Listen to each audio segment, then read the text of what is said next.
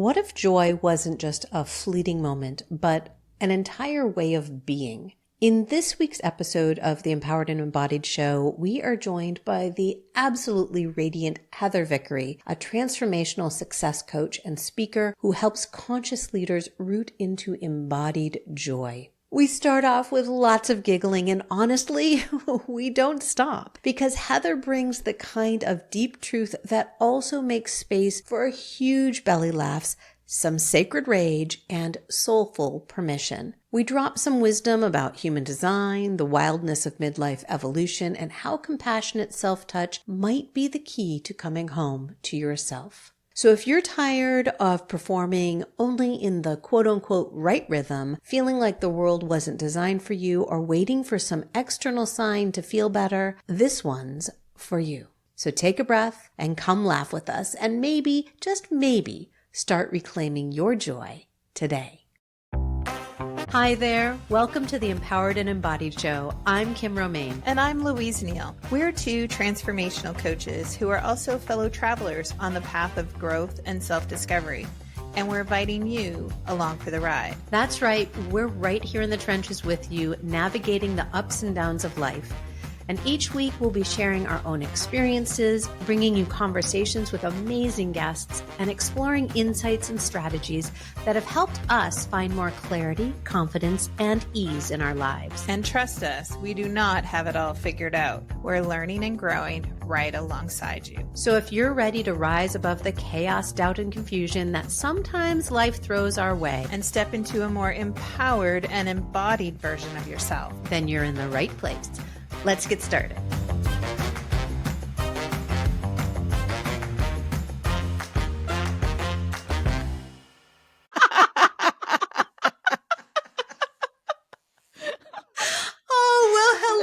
Hello, everybody.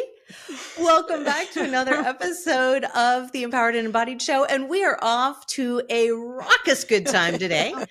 I am one of your co-hosts, Kim Romain, joined as always by my giggly co-host.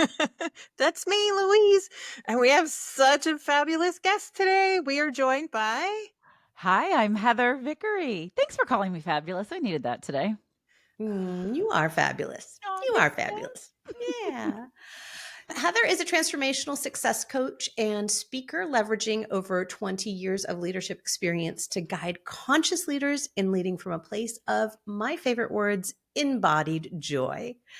Through her trifecta of self, knowing, liking, and trusting oneself, Heather helps clients cultivate genuine self-trust that drives authentic, impactful action in every part of life.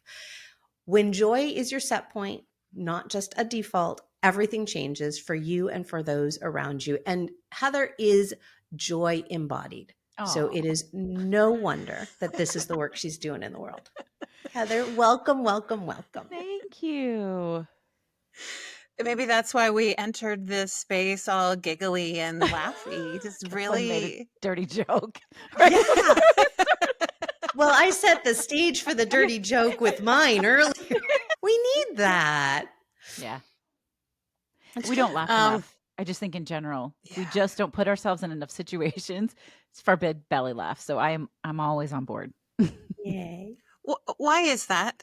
Like, what happens? I mean, I don't know, but if I were to theorize on it, I would say because adulting, can I curse on your show? Oh, fuck yeah. Adulting fucking sucks. I mean, it doesn't, because it's cool to have autonomy and have money and all those things, but it also is a lot of pressure, and we're super conditioned to do all the right things in all the right ways at all the right times. And so it's stressful, and we don't give ourselves enough space to laugh and play or be joyful. And I'm so not here for it. And I know you're not, Kim, and I'm just now meeting Louise. I'm guessing you're not either. And that's kind of like, I feel it's so revolutionary. Like, we don't have to do it this way anymore. I don't want this. And the other reason is, I think, because of those of you who know human design, and I know Kim knows human design, we live in a world built by generators for generators, and the rest of us are just trying to fucking keep up all the time. I'm a projector, 1-3 splenic projector who's like, can I please go back to bed? Yeah. I'm married to a 1/4 splenic projector, and I gave birth to a 5/1 splenic projector. Oh, well, Now, it you puts you are through your here with paces then. you are here with 2 Mani-gens, Mm. and I will tell you 2 tired Mani-gens. Yeah. Yeah. Because even living in a world built for generators, I really don't think people understand who Mani-gens are. I agree with you because the world is not built for manifesting generators Mm-mm. because y'all are multi-passionate. You're not supposed to finish everything you start. And the generator world who built everything is like, you must finish everything you start. And we don't know that you have to, it's a hell yes or it's a fuck no, right? They don't follow Yes. that path. So you're saying yes to things because you think you're supposed to, and you hate the whole time you hate it and you feel miserable, but you don't know why. So I say just generators. The world is built by generators for generators because the rest of us are off trying to be creative and try new things and explore. And the generators are like, no, you have to do it like this and you have to get it done quickly. And no. No. And I just heard this exhale from Louise. She's like, Oh, oh, oh, that makes me happy. yeah, I know. I love helping people exhale. Just that constant go, do, and it is exhausting. Yeah. And I feel extra exhausted in this period of my life as well, because it's not like I'm getting enough sleep or any of those things that are at Yeah. all helpful. But yeah, that was like a relief to hear like the world doesn't feel like it's designed for me. And Yeah. it's hard to fit into that. So I guess if you tie that back into why is it that we don't laugh enough, it's because it is hard and we have to make it. We have to create it. We have to choose it. We have to put ourselves in the path of laughter and joy, right? Because it isn't going to find us. It's like peace. I'm hosting a retreat in Costa Rica in January that I call the Reclaim Your Peace retreat. And peace isn't a thing you discover, it is a thing you are. But it's not there. If you don't look for it, if you're not seeking it and paying attention, you're not going to have it. You're not going to find it. And I think it's the same with feeling like you fit in or joy or laughter or any of those things. Like they aren't magic. You've got to create space for them. Well, and to recognize when they're there. Yes. I was talking with a client this morning who is the embodiment of joy and light. Love. And I mean, it's all over her design. She is the embodiment of this. She's a projector, and she is, I know, I love her. And she is starting to feel that auric connection where all of a sudden people are magnetized to her. They're showing up to her and saying, you are filled with so much joy and light. They're seeing it in her. Yeah. Which then creates that ripple effect where they're feeling the joy and the light and the love. Yep. What's And tricky about that is we have to be invited, but if we're not showing up, we can't be invited. If people don't right. know we're there, they can't invite us. And so it is a little bit of a chasing your tail to make sure you're in the right spaces where people can see all that joy and light. Right. And have that recognition, because that's the other part that gets left out so often, right? Is that place of, yes, the invitation and the recognition. And how can that recognition lead to an invitation to continue to show up? And so if we take this out of the human design, like you and I could geek out all day on it. We won't do that. We'll try not to. But if we take it outside of this human design, like that space of waiting, because we all sometimes feel like we're waiting. We're waiting for an opportunity to feel better. We're waiting for an opportunity to exhale. We're waiting, right? We're waiting for whatever. That place of waiting, I think, is part of what feels like we can't laugh, that we can't feel the joy. So what happens if we decide not to wait? Yeah. If we just decide to be? Something interesting has happened to me in the last few months, literally in the last few months. I mean, I've always been very intuitive, very connected to knowing stuff. And part of that is projector, part of that, I don't know, whatever. It could be lots of things. Since I came back from my planning trip in Costa Rica, and I'm not trying to sell you guys on this, I promise, but it's relevant. Something shifted in me in that space. And all of a sudden, the messages that I know I've been getting, like, let's say in my sleep or throughout the day, are starting to be louder, and I remember them. So that space between sleep and wake, I now get really clear downloads, really clear. You need to hear this. And when I have taken immediate action on that, I get a result within 24, 48 hours from it. It's wild. It's So sexy. it's super sexy and it's cool. And it's a, I don't even know, I don't understand this message, but okay. And I don't need to. That's so much of my life and my approach to work and parenting and humaning is I'm just going to surrender and show up and do the thing. And I'm not going to attach to a specific outcome. We're just going to see what happens. And it's been cool. And I know those messages have always been there. I just either didn't hear them or didn't keep them. I couldn't remember them. So I'm not here to divulge your age.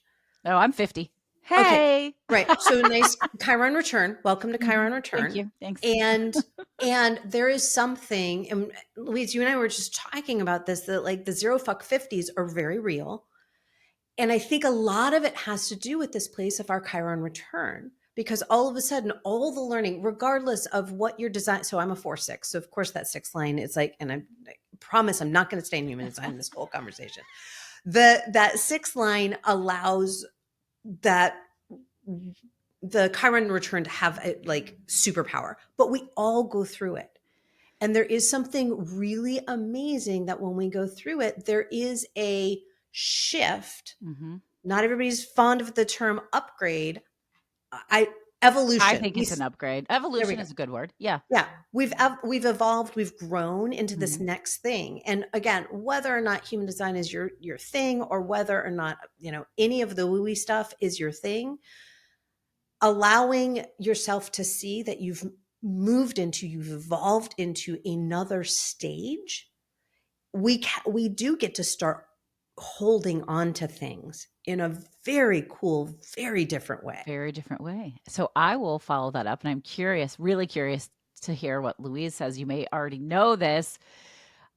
We've talked before we started recording, we were talking about menopause and perimenopause. And I'm doing a lot of reading and learning because I want to understand. And I just finished Menopause Brain. Great. And the science, the neuroscience shows that as your hormones change, she literally referred to it as the zero fuck stage. So it also aligns, if you're a woman with, or if you have ovaries and a uterus, with your hormone shifts where your brain literally goes, yeah, you don't fucking care about that anymore at all. Like that is not important. You do not need to hold space for that. So all of these things combined, like you can be woo and spiritual, you can be science-based, whatever you want to call it, it is real. It is real and it's happening. And that's super scary sometimes too. As much as we lean into, or as much as I lean into, yeah, I care less about a lot of things, and it's opening up a lot of doors, and it's really fun and exciting. And at the same time, it shakes my identity because I've spent the last, half a century as a certain way and believing I'm a certain kind of person. I'm a shy introvert that sits in the corner and, doesn't say a lot. And that's not who I am anymore. But shedding that identity gets really hard. Yeah. And it's hard when people around you don't quote unquote recognize you. Why are you different? Because they make it personal. Like that's so much of my personal work is not making other people's shit about me. But you can't do that. At least for me, I can't do that until I'm doing my work to recognize myself. And then I go, oh, they got a thing. That's not about me. We had somebody who attended I host a monthly networking breakfast this morning, or I hosted the second Friday of every month. I had it this morning. See, we're just going to perimenopause. And they came up to me early on and there was just a teeny tiny bit of conflict and they stayed, but they left without saying goodbye. And I, on the way home, somebody else who had sat with them was like, hey, what was up with that person? And I'm like, I'm not really sure. I don't know. And I said, but past me, would have been really worried. I would have reached out. I would have made sure everything's okay. I would have been afraid they were mad at me. And now I'm like, it's all going to be fine. And the energy in this room is really good. And that's the one thing everybody says to me is, God, I love the energy in this room. And if the energy didn't vibe with them, that's fine, but that's a them problem. It's not a me problem. Yeah. Yeah. So embodied joy. Yeah. What does that look like on a Mm. regular Tuesday? I think it looks different for everybody, and it looks different every Tuesday. And I just think that's really important for people to know. Because sometimes for me, embodied joy is a cup of tea and a book on my couch, and I don't do anything else. Sometimes it's a packed agenda where I'm coaching client after client. I'm so excited to be helping people transform their lives. Sometimes it's buying a ticket to Paris, which is what I always want to be doing, actually, is going to Paris. Um, you've got to decide, just like defining success, defining bravery, you have to decide what joy is for you and what it is when it's micro and what it is when it's macro so that you can recognize it. Well, and that comes from knowing yourself. It does. Yeah. And that's a really, we talk about it a lot on here, is how do we actually get to know ourselves? What are the ways in which we can step into knowing it, not just knowing, not just saying, right, I've always been an introvert, but I'm not feeling quite so introverted anymore. But that deep knowing, Yeah. that's harder. It's hard. It's hard. I think it's hard to start. I don't actually think it's that hard to do, because once you start, awareness, I think, is the most powerful transformation tool that exists. And once you start to recognize things, you kind of only have two choices. You're either going to do something about it, or you're going to willfully ignore it, and you know it and you feel bad and you know why you feel bad. And then when you can't take feeling bad anymore, then you change it. Right. And so once you've started on that journey, I think it gets easier. That's how you move to embodied. It's one thing to think about it. When you're embodied, you're not thinking about it. My partner's a manifestor, and she said, I'm trying so hard to be an aligned manifestor. I said, that's why you're not an aligned manifestor. Right. Because you're trying too hard. Yeah. It's the trying, right? Trying is good. I don't want to knock trying, keep trying. But you're pushing. That place though, when we are owning it, when we're embodying it, it's that part we're not trying at anymore. That's right. So joy. Once you build up this foundation and you recognize it, it just grows, right? It amplifies, and it's super contagious. And it's so much fun to walk into a room from this place of embodied joy and watch it trickle to everyone. My morning started off chaotic, and one of our guests at my breakfast every month gives the best hugs in the whole wide world. And I'm driving into the city and I'm thinking, God, I can't wait to see Brent because he's going to give me a hug. And I told that story when I welcomed everybody. And he comes running up to the front of the room and he goes, why wait? Let's do it now. And I was like, okay, well, it's kind of not the right time, but sure, give me a hug right now. Like, it's fine. And everybody in the room just had the biggest smile on their face, right? That is so contagious. I can't make a cricket sound. I can't do that. I think with that, like, embodied joy and understanding that there's this whole transformation that a lot of us have to go through just to be able to tap into that. Right. Yeah. You talked about self-awareness and how we go on this journey to say, right, we either change or we have a choice not to change. And those are pretty much two choices that really turn into one choice. Yeah. Which doesn't feel like a choice. Eventually it does. Eventually you cannot take it anymore. And you're like, I'm not willing to accept this anymore. Yeah. That's usually about the time people find me. I was gonna say, it's that point when we all start these conversations with our clients. This is when they show up. You know what's been interesting showing up, and I'm curious to hear from both of you what your experience with this is. Lately, I know this to be true, but I'm seeing other people catch on. Like, there is a difference in these phases. The first phase is, oh, I don't want to feel this way anymore, or I want something different for myself, and I know I have to do the work. And so you are really aware and you're learning and you're starting to do the work.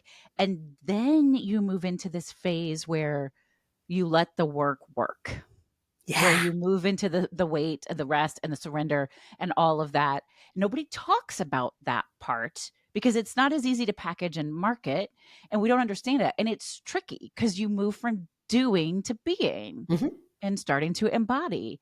And it makes sense, but it's not something we talk about very often.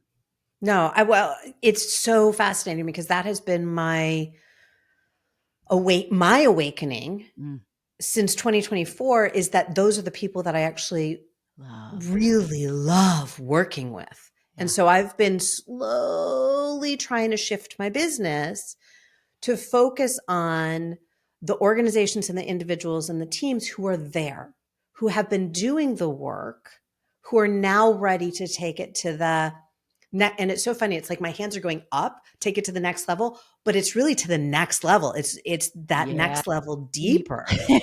Yeah. It's funny, Kim, that you say that, because I was talking to somebody who does marketing yesterday, and she's asking me again about the retreat. She goes, well, what problem are you solving at the retreat? I said, we're not solving problems at the retreat. We are living in our bodies. We are listening to ourselves. We are being in joy. We are being in community. We are staying embodied. I was like, I guess this is why it's hard for me to market, because I'm not fixing anything. Like you get it. You want time for yourself. This is important. You want to prioritize it. Come take up space with us. I think the people who are ready do get it. I think what's hard, because Louise, I think it's the same thing when you're talking about menopause in the workplace in particular. Because that's your sweet spot. Is that the world needs you, Louise. Right? It is all of this work that we're talking about it's work that's being done. It's work that people want to do. But because it's not mainstream discussion, people don't know what to do with it yet because they're not there, right? We were talking about that place of evolution, that place of up-leveling. They haven't, and there's nothing wrong with that. That's just where they are. And those that are where each of us on the screen can serve best, it's fewer and further between. And so it does feel like cricket sometimes, but I don't believe that it is. I agree with you. Yeah. But that's the fringes. That's the drops that make the biggest ripples are there. As an individual and as a coach and a business owner, absolutely. I myself want to be collecting those kinds of drops. So I need less of those drops to feel different, to be different.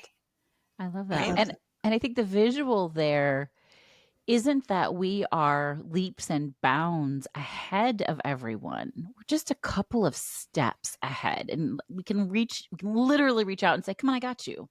Let's go together. Yeah. Yeah. It fascinates me because I think that's a scary place to be. Oh yeah.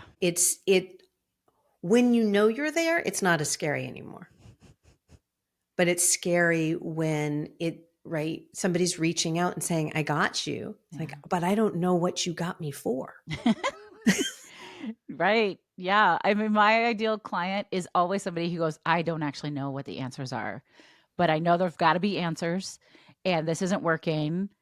And we just play. We try. I mean, I'm certified in NLP and subconscious reprogramming and human. I'm like, we just play. I've got this huge toolkit of ways that I can help you discover and trust yourself.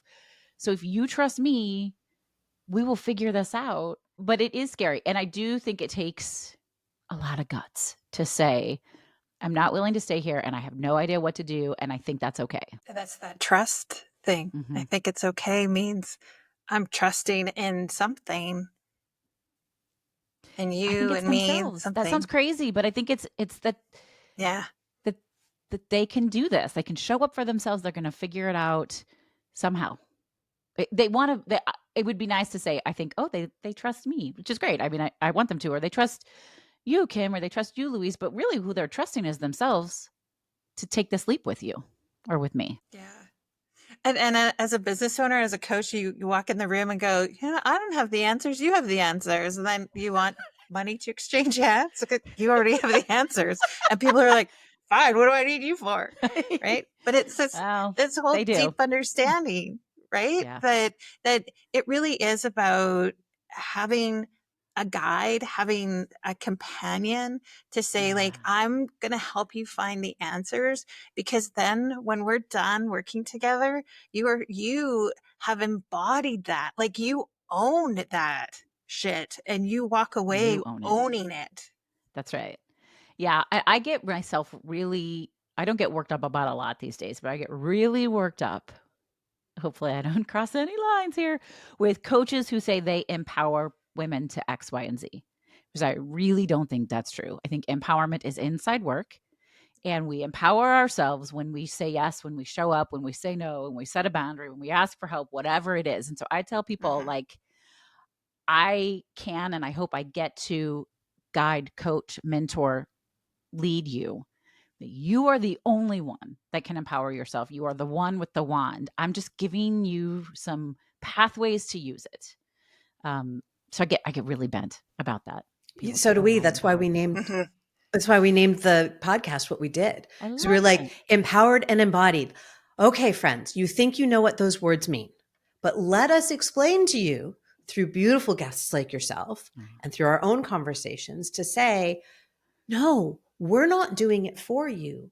This is like empowerment comes from you. You get to empower, right? I'm not empowering you. That, friends, is systemic oppression. That is the Yes. patriarchy telling us that Yes. we have to wait our turn. Yes. Or that somebody has to give it to you. You Yeah. don't just have it. Yep. Yep. Well, I love when I find my people. So how do we help people, like, even know they have a magic wand? It's a really great question. I I think we do what we do and we hope that it reaches out, because if they can't see, I mean, that's just why representation matters so much. If they can't see somebody else doing something that they think, oh, I could never do that. Wait, could I do that? Right. Like, it's really hard to imagine it. I have a client who's starting a brand new business in helping women rewild who are recovering from religious trauma. So she's trying to reach women who at the very beginning of their process. And as like, she's going to be in communities that feel unsafe to her. Like, right. You got to find the person who's ready. I just think you have to be represented and show up and put yourself out there. I wish I had a better answer than that. I don't know. Kim, what do you think? I was like, yeah. Kim, do you have an answer? I have an answer. I always have an answer. Um, I think, yes, it's showing up in those spaces and being our authentic selves and kind of showing that. I think it goes back to what I was saying about my client earlier, who's recognizing, right, that, oh, this is what it means to have an aura. Look, we all have an aura. We all have energy that we're putting out into the world. What is that energy that we're putting out? What is that out there? Because being intentional about it. exactly. Yeah. Exactly. And how authentically, how in an aligned way do we choose to put that energy into the world? Is it one conversation at a time? Is it larger spaces? Is it written? Is it oral, right? Is it audio, like a podcast? How are we putting ourselves so that people can start to hear it? You know, I was talking about creating, where we were talking about being on the fringe, right? Within our businesses, even. The way that I think people start to know that they have that magic within them, that they have that magic wand for themselves, is continuing to change the narrative. Absolutely. And we can only do that by sharing our voices. Yep.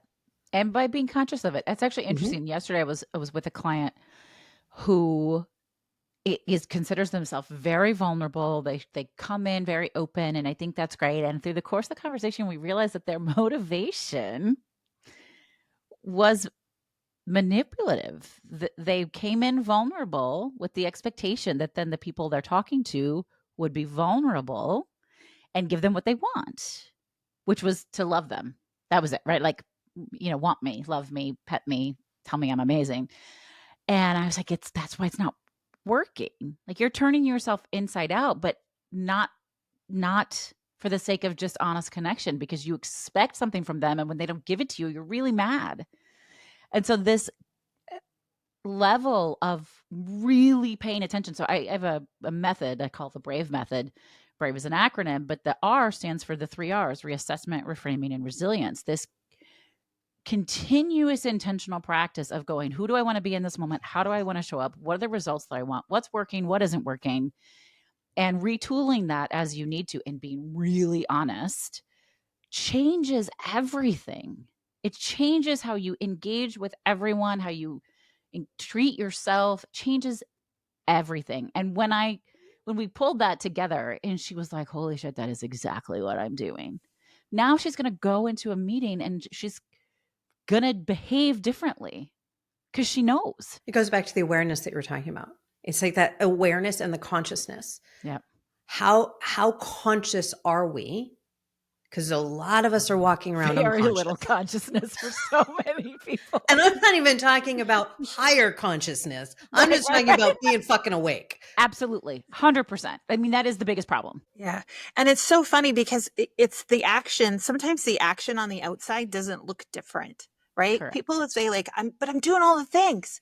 Like I'm there, I'm showing up. But it's like, ooh, but what's the smell that you are giving off, right? What's the scent? I mean, it's like going out of your way to go to 10 networking events a week, but you always sit in the back corner.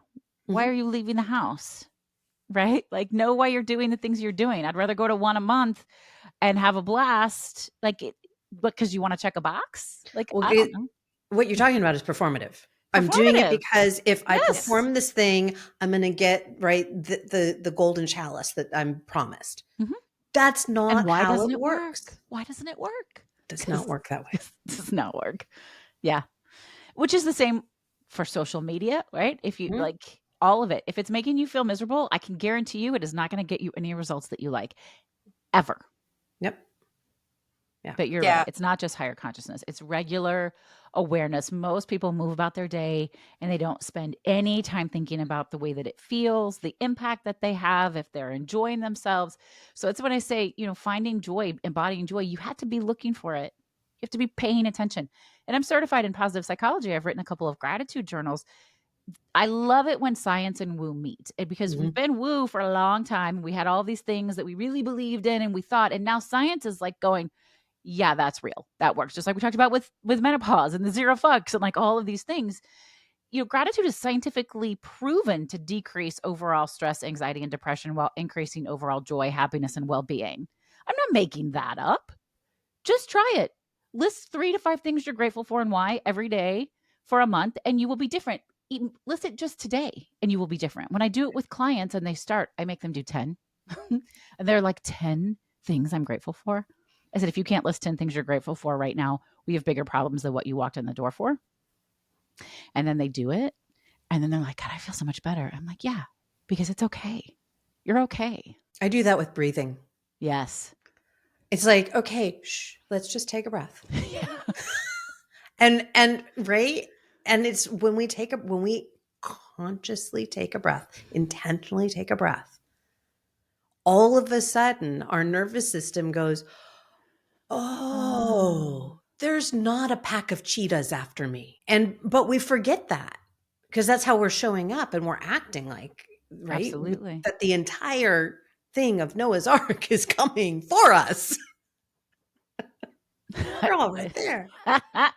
I love that. Yeah. I mean, it's one of those things where you see somebody yawn and you yawn. When you hear somebody say, hey, pause, take a deep breath, you do it. Like subconsciously, you immediately mimic it. That's why, listening to a breath work or even a meditation where they're like, take a deep breath in through your nose, you just do it. Your brain, it's like, that feels so nice. Yeah. And then do your gratitude from that place. Yeah. Because you're not doing it from your brain. You're not doing it cognitively. You're feeling, right, the embodiment of the gratitude. It's so much easier. I mean, that's why we used to start with what are we grateful for this week? What are we celebrating this week? Love it. Yeah. Yeah, it's breaking the habit. It's breaking the habits that have, right? What's that saying? What's got you here won't get you there. Like we've developed some habits for survival because we had to survive. Yeah. And now survival looks different, right? 100%. Especially in this next chapter of our lives.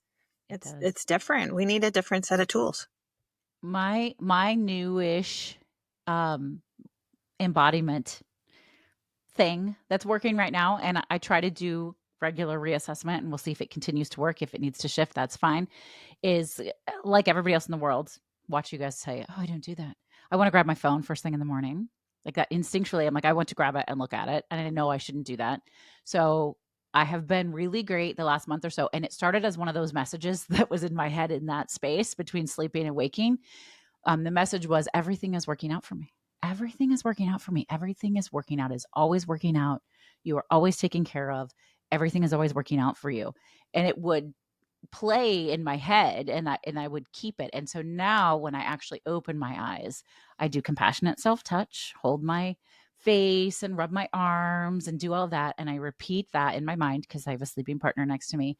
And then I just thank the universe. I put my hands on my heart and I just say, thank you, thank you, thank you, thank you. And I don't know, I maybe spend 30 seconds on it, but it changes the way I show up for my day. Yeah. I love that. Thank you for sharing that. Sure. Compassionate touch. What does that do? Compassionate self-touch. Yeah. So I learned about it from Kristen Neff, who is the scientist who did all the research on self-compassion. And compassionate self-touch is game-changing, helps you connect with yourself, connect with your body. You know, your body doesn't know the difference between compassion that you give yourself or compassion somebody else gives you. It's your mind that says, oh, that's so weird. Why would you put your hand on why would you do that? Or why would you say these things to yourself? Because I literally I'm like, it's really okay. It's okay to have been upset about that. That was the kind of thing that would make anybody upset. It's all right. Take a deep breath. You're okay. Let it go. And a little bit of havening, but I am not trained in havening. Kim, you want to talk about compassionate self-touch? Well, I mean, so Kristen Neff is where I first learned about it as well. And then we practiced it a lot through the Embodied Lab, which is where I've done some different certifications. But the thing that where I go to with compassionate self-touch is I go to, oh my God, I just lost the term. When the baby's born and you put the baby on your skin. Kangarooing? That's not what that's called. No, I know what you're talking about though. Yeah, it's skin to skin, whatever there's a term for that. But it's the minute the baby is out, instead of wrapping it in a towel, I mean, you want to clean it off a little bit, but you don't want to encase it in the towel. You want the baby to touch skin to skin. Yeah. And that does something for the baby, but it also does something for the person who just gave birth. Yes. And it does something for the person who's with the person who just gave birth. And so having that, and it's all the brain chemicals and the way our nervous system, then it starts to re-regulate. Everybody just kind of comes into sync and starts breathing together. And it's a beautiful way to welcome a new child into the world. And so when I do self-touch, it very much is along that sense of like, I'm welcoming myself to the moment instead of to the world. It's to this moment. I love that. Yeah. I actually do it every day when I get out of the shower. I get out of the shower and I have this oil that I like putting on my body. And I used to just kind of slather it on and be like, woo, now I'm oiled. And now I actually take time to just gently move across my body and like touch every part of my body. And as I'm doing it, I'm having a conversation with self. Oh, that's beautiful. Yeah. I love that. I would never have the patience to do that in depth every day. So if you're listening to this and you're like, that's a great idea, I can't, like, I am here for that. I love 100%. It. I know I could never do that because I don't know, maybe it's undiagnosed ADHD. So I just want to tell people like, yes, do it like Kim's doing it or do it like I'm doing it. It doesn't matter. You can have the compound effect. You can have 30 seconds or a minute. You can have 5. Like there's no wrong way. There is no wrong way. No. And see when I first wake up in the morning, I can't. Yeah. And it's not that I can't be kind to myself and compassionate to myself. It's I wake up in the morning and I have to pee so bad. Like there's no way I'm staying in bed even for the 30 seconds. Yeah. I'm like, I gotta go. I feel that completely. I totally get that. And that's what I mean by you got to find it. It's the same thing with joy. Like you've got to play around and figure out what's going to work for you because it's going to be different for every single one of us. Yeah. It's all coming back to like, not just, it's a knowing. We have to know what that feels like, right? Yeah. It gets really hard to find joy if we don't know what joy feels like. Yeah. And sometimes it's learning like, oh, that gets to be joyful. Mm-hmm. Oh, that I can claim that as joy. Um, eating the fresh salad or eating the chocolate bar, that can be joy. Yeah, Mm-hmm. it can. If that's the thing that brings you, if it makes you feel good in this moment, then yeah, claim it. I love it. I have a client who's realized that she's missing play in her life. And I said, what if you don't allow yourself, because she's an entrepreneur, to start work until you spend at least a few minutes playing? She was like, I can do that. And I said, yeah. She's like, wait, really? I'm like, yeah, you can. She was like, I feel like that's just turned my whole life upside down. Like, That place of permission is yeah. huge. Again, and I that's like, it is steeped into us that somebody else needs to, quote unquote, give us permission. Yes. Patriarchal bullshit. Patriarchal bullshit. We get to do it. Yeah. I mean, Louise, I know I talk about this all the time, but it's because I love it so much, is working with Legos. Yeah. I know a lot of adults who Mhm. do that, actually. I get that. Yeah. That would make me punch walls because I don't have the patience for Legos. Like, I do Legos for myself, but she does Legos with her clients. Oh, that's cool. That's really Yeah. cool. So finding anything, any tool, any object that, and I think when it can attach to a great childhood memory is always a great place to That's start. cool. Yeah. Right. And so when you can kind of pull that forward and try it on again and see what it feels like as an adult, it's always a great place to explore. That's beautiful. I'm always fascinated by this idea of, like, right, how do we, whoever we're working with, right, individuals, groups, whoever we're working with, whether it's, right, even leading a group on these I just lost the name of your group again. It's because I'm not in Chicago anymore.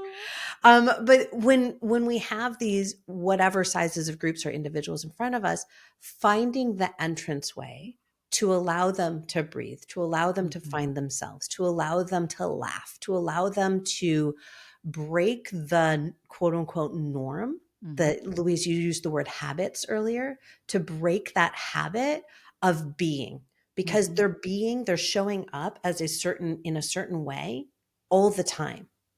Yeah. And I think that place of disruption is the gift that we give them so that they can find their wand. I love it. Yep. Absolutely. You got to get out of your own way and get out of your routines. Yeah. And try new things.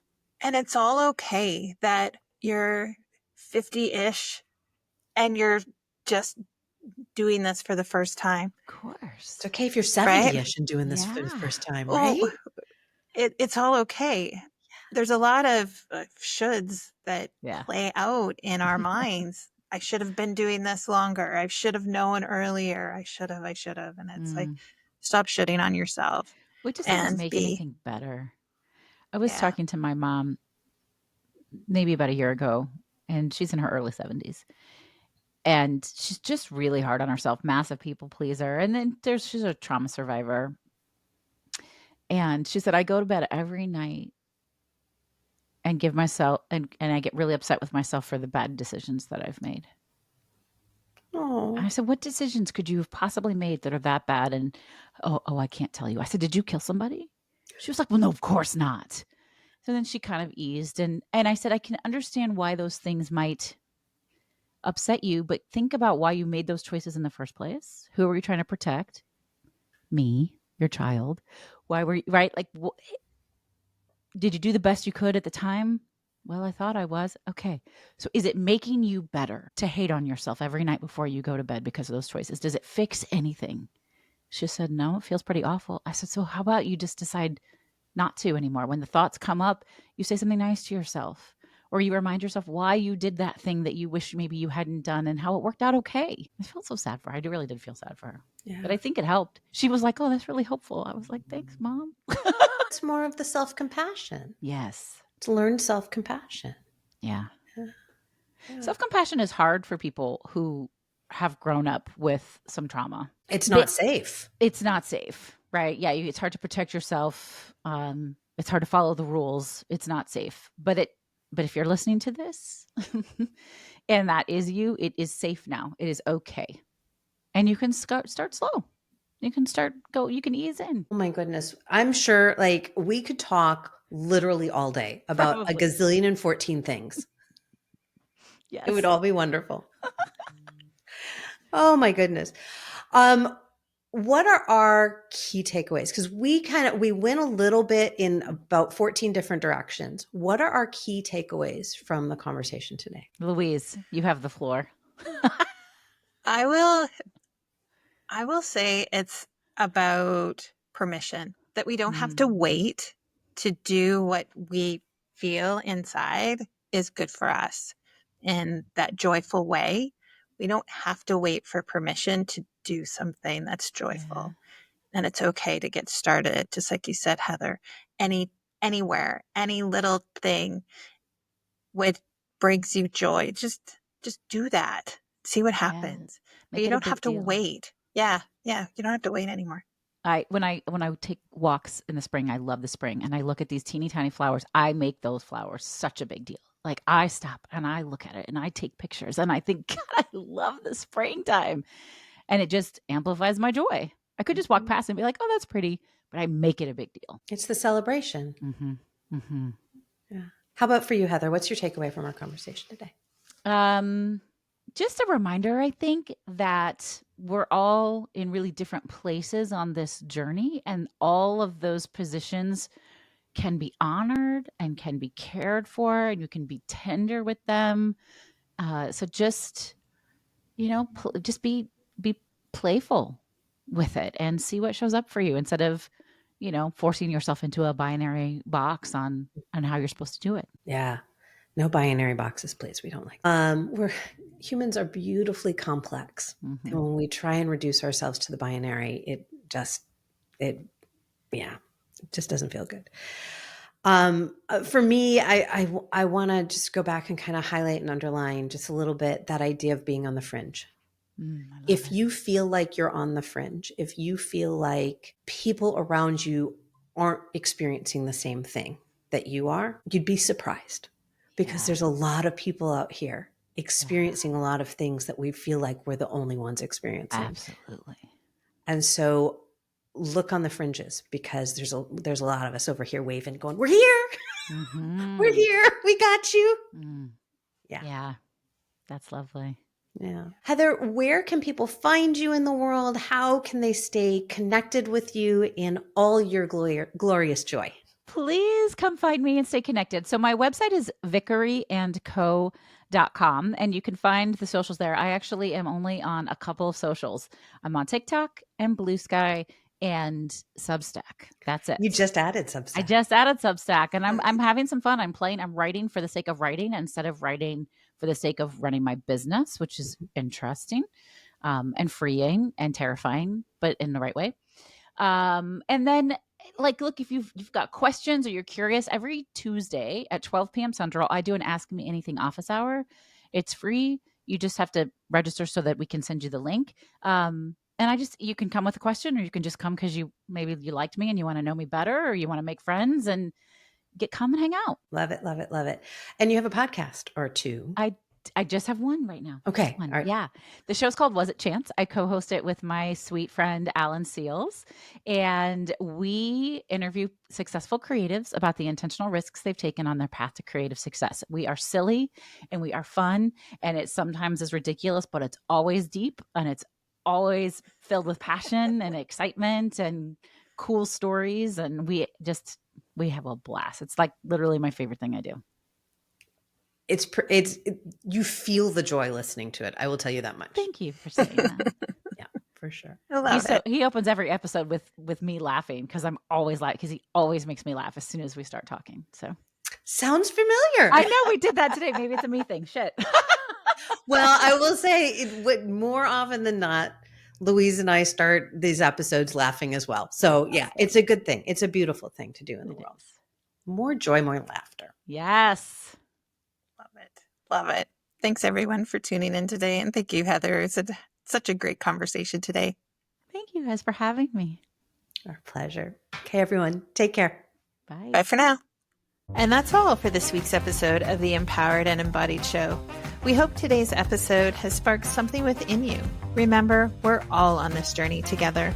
If something did resonate with you today, why not share it with a friend who might need to hear it too? You can find us everywhere you listen to podcasts. Don't forget to subscribe so you never miss an episode. And if you're feeling generous, leave a review. Your feedback not only helps others find the show, but also helps us understand what's most valuable to you. Until next time, be kind to yourself, stay curious, and remember, we're walking right alongside you. Thanks for being part of our community.